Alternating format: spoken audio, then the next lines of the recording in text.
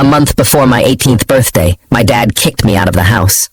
It wasn't a dramatic scene, no tears or shouting, just a cold, calculated decision. He stood in the doorway, arms crossed, blocking the warm light from the house, and said, "Good luck, loser." Then he shut the door, like I was nothing more than a stranger he'd never see again. I stood there for a moment, gripping the strap of my backpack, my breath visible in the freezing air. I had expected a fight, maybe one last screaming match, maybe my mom stepping in to defend me. But no, it was almost too easy for him to push me out, like tossing out trash. My mom had tried to stop him. I heard her voice breaking as she pleaded, "He's still a kid. He has nowhere to go." But my dad wasn't the type to listen once he'd made up his mind. And he'd decided long ago that I wasn't his problem anymore. I didn't know where to go. I had a few friends, but their parents would ask questions. I thought about sleeping at a bus stop or finding a 24-hour diner to sit in all night. But then I remembered my grandparents. They lived about 5 miles away, so I walked. 5 miles in the freezing cold, my hands numb by the time I reached their house. I knocked, half hoping they wouldn't answer so I wouldn't have to explain. But after a few moments, my grandfather opened the door, squinting at me like he wasn't sure I was real. "Let me guess," he said. "Your old man finally lost it." I nodded. He sighed, stepped aside, and let me in. No questions, no judgment, just warmth. That was the difference between him and my father. My dad saw me as a burden. My grandfather saw me as family. Life with them was easy. My grandma made sure I ate. My grandpa gave me advice. And for the first time in years, I wasn't waiting for the other shoe to drop. But a week later, everything changed again. My cousin Noah called me. "Dude," he said, laughing, "did you hear what happened to your car?" My stomach sank.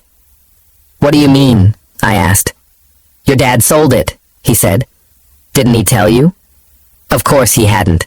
My dad had sold my car, the one I'd worked 2 summers for, sweating through long shifts at a mechanic's shop to afford.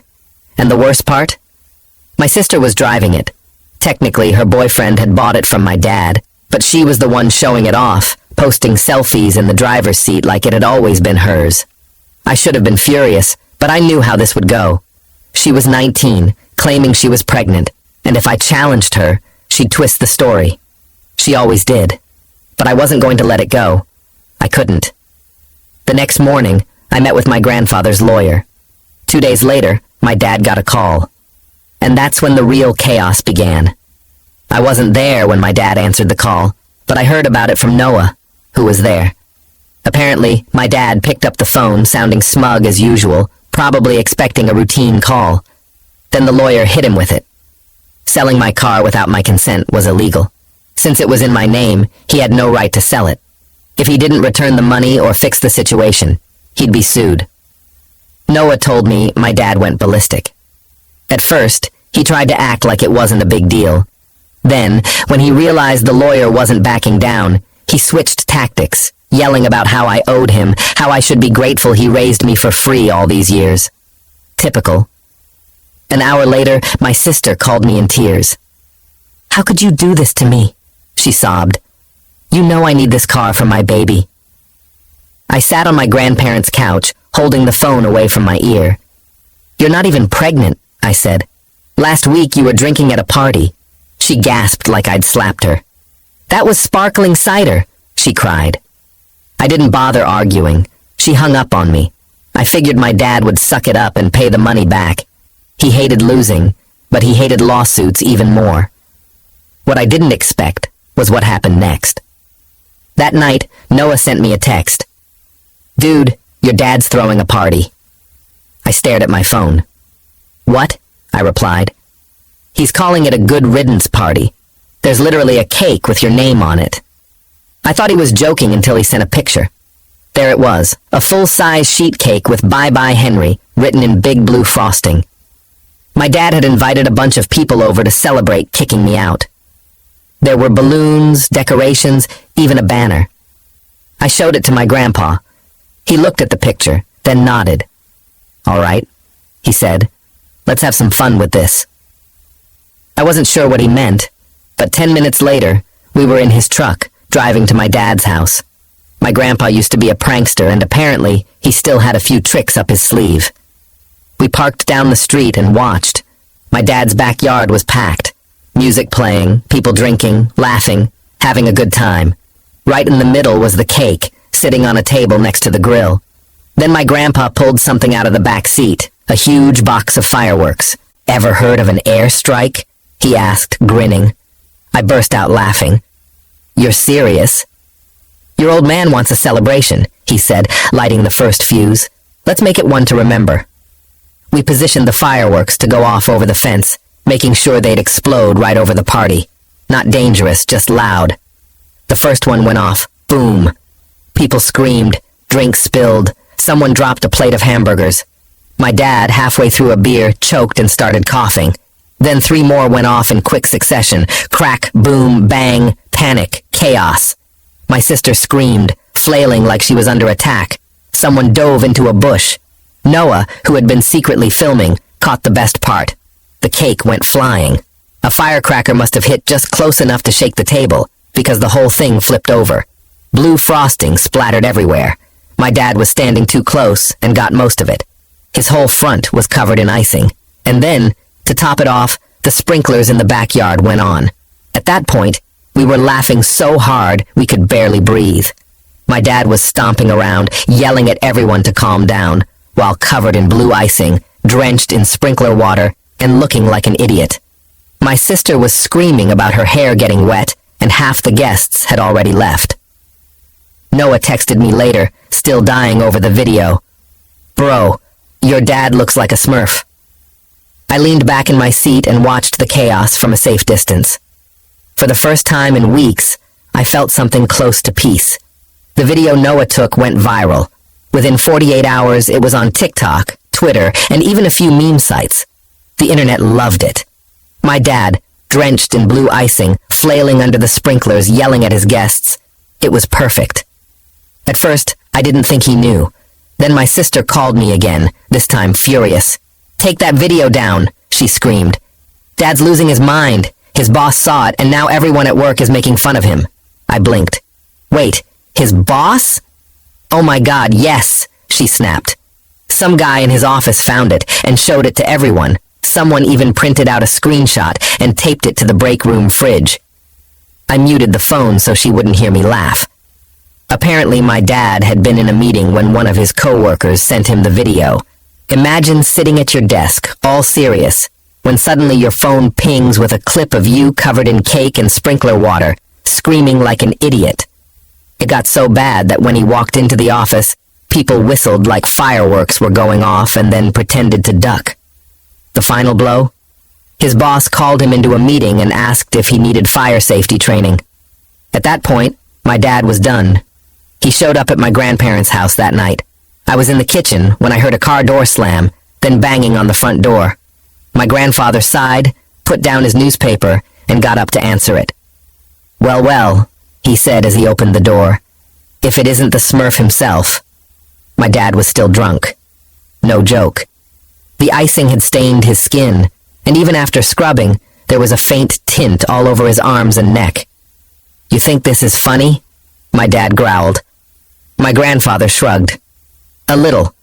"I want to talk to Henry," he snapped. I stepped into the doorway and crossed my arms. "What do you want?" "You're going to fix this," he said. "You're going to call your little friend and get that video taken down." I raised an eyebrow. "Noah didn't post it. Someone else did. It's the internet, dude. It's not going anywhere." He glared at me, breathing heavily. "You think this is funny? You humiliated me." I shrugged. "You threw a party to celebrate kicking me out. What did you expect?" For the first time, my dad looked stunned. He opened his mouth, then closed it. Then, as if his brain short-circuited, he threw out the most desperate argument ever. "I raised you." My grandfather snorted. "Barely." My dad turned bright red. "You know what? Fine. You're cut off. Don't expect a dime from me ever again."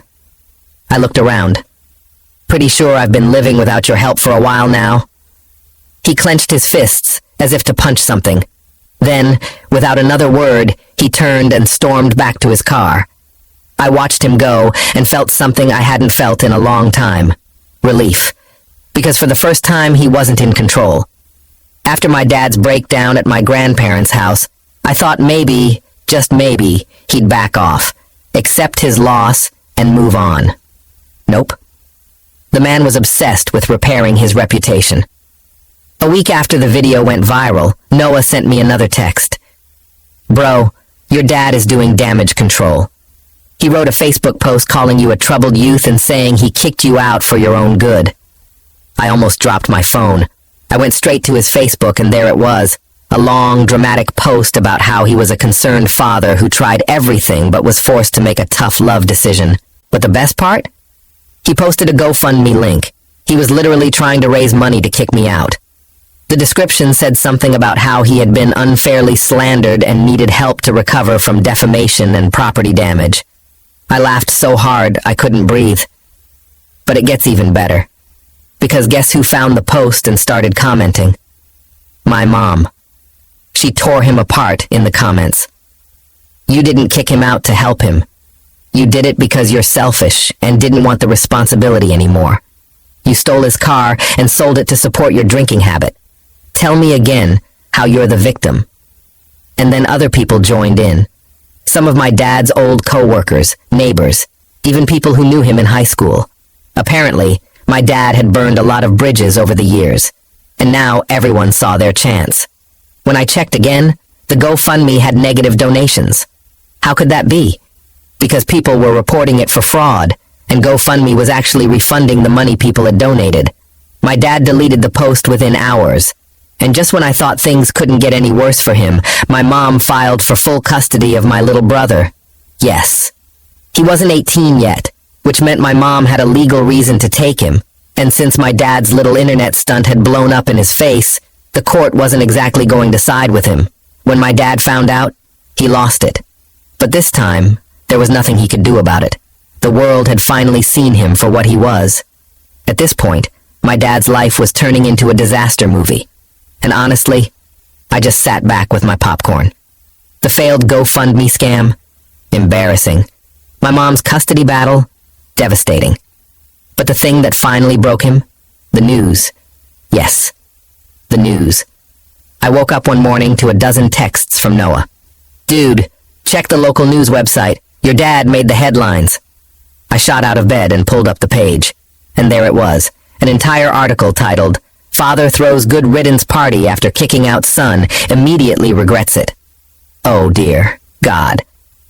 I clicked on it, heart pounding. It detailed everything.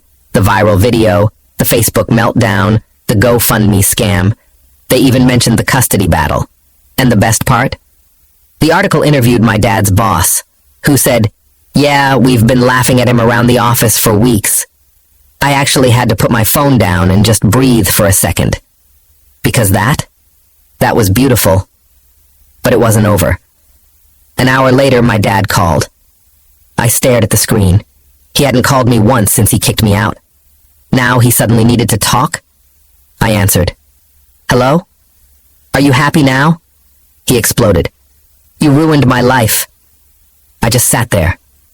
"I didn't write the article." "You didn't have to," he roared. "This is your fault. Do you have any idea what this is doing to me?" I shrugged. "Kind of sounds like a you problem." He got quiet, then suddenly his voice fell. "Come back home." I almost laughed. "Excuse me?" "You heard me," he said, forcing his voice to sound calm. "Come back home. We'll work this out together." I couldn't believe it. The man who kicked me out a month before my 18th birthday was begging me to come back. "Why would I do that?" I asked. "Because," he snapped. "If you come home, I can tell people the video was a joke, a prank we planned together. I can clean up this mess, and you can stop living with these old fossils." He really screwed up on that last part. My grandfather, who was sitting across from me, raised an eyebrow. "Put it on speaker," he whispered. I did. My grandpa leaned in. "Hey, smooth man, you know Henry isn't stupid, right?" Silence. Then my dad growled, "Stay out of this, old man." My grandfather grinned. "Or what? You gonna throw another party? Maybe bring TV cameras this time? Click. My dad hung up. We both burst out laughing. At that point, it was official. He was done. My dad ended up with a criminal record for grand theft auto.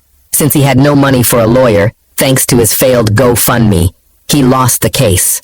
My mom got full custody of my little brother. He doesn't have to put up with my dad's crap anymore. My sister? Turns out she wasn't really pregnant. She admitted she made it up for attention after the guy she was dating dumped her. Noah? He's still my favorite cousin. He sends me memes about my dad at least once a week. As for me, I stayed with my grandparents for a while, saved up, and got my own place. I never went back. And my dad? Last I heard, he moved out of state. No job, no friends, no one to bail him out. The man who threw me a good riddance party? Turns out he was the one nobody wanted.